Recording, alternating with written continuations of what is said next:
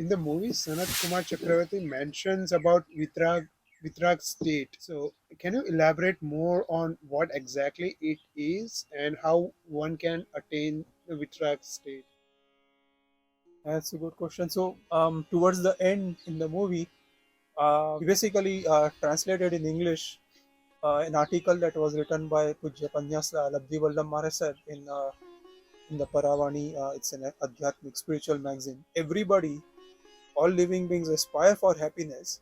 Then one can infer or one can extrapolate and say that all living beings indirectly are aspiring for the Vitrak state because Vitrak state is synonymous with the state of happiness. It's a blissful existence.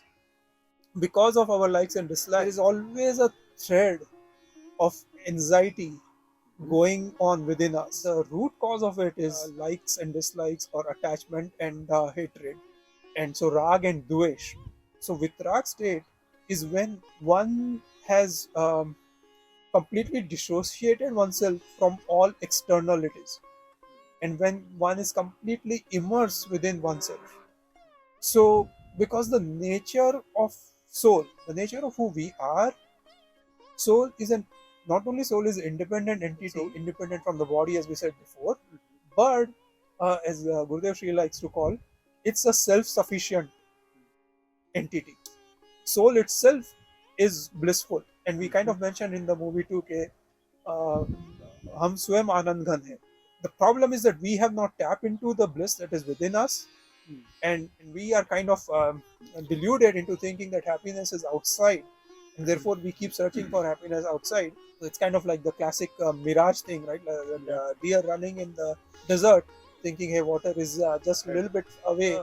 Real, real spirituality starts when somebody is convinced that happiness is within me. So that's the first starting point. Then you know that hey, there is like I'm just wasting my time in the material world. There's nothing to be gained. There's no accomplishments or no worthy achievements in the outside world. Extreme sadhana of dhyan, and that kind of we touched upon in the movie that with extreme sadhana of dhyan, Sanat Kumar Muni was able to reach that stage where they can live within themselves. Interestingly enough, it's also in the it's this is not just Jainism, even in Mandukya Upanishad. So that's where the Turiya Avastha or the fourth comes from the Upanishads. So they talk about very similar thing, Nirvikalp Samadhi or Turiya, or in Jainism terms, it's the seventh Gunsthana. All of these are states where one's focus, one's concentration, one's upyog is completely within oneself. And when that happens, then one is not impacted by anything that's going on. Reminded of Swami Vivekanand when he went to Ramakrishna Param. Vivekanand was also very interesting because he was truly in search of realizing his own nature. So he used to go around asking people, the gurus, that hey, have you experienced yourself? And people would say that oh, you can do these things to experience yourself. Or this is what is written in the Upanishads, or this is what is written in the Gita. But he was not satisfied by that. He would say, hey, have you experienced it yourself? And they would say, no, I have not. So then he would go to another. Finally, he met Ramakrishna Paramhans, and he, instead of answering yes, he looked in his eyes and he said, "Do you want to experience it?"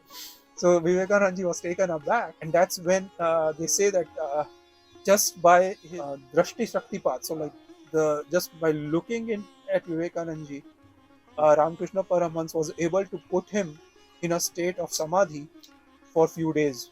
So Nirvikalp Samadhi stays for a very short amount of time. That gets increased when the duration gets increased, and finally, when somebody is in this Nirvikalp Samadhi for forever, then that's the state of Vitrakta. So they are not impacted by anything that's going around them because now they are completely enjoying the bliss that's within them. So terminology wise, how you would differentiate the Vitrag state and Moksha? Even in the Hindu scriptures, there is a state called Jivan Mukt. So Shankaracharya ji made that term famous, Jivan Mukt. So when somebody is still in the body, so somebody is still, we'll call it alive, but basically the soul is still there in the body. That's called as a Vitrag state, or it's called Viharman Bhagwan, or Dehadhari Bhagwan, or Jivan Mukta Dasha, Or Kevli Bhagwan. or Kevli Bhagwan. The soul uh, so we'll call it like a final death. So when they die last time, then the soul is completely liberated from the cycles of birth and death, so they don't have to take the birth again. That's what we call, we meaning Jains, call that as a moksha. Mhm. And then that the other word for that is Siddh Bhagwan. So they then stay at the top of the universe for an eternal time because now they have gotten rid of all the karmas. So Vitragta is a prerequisite to becoming omniscient, and further on the prerequisite to then becoming a Siddh.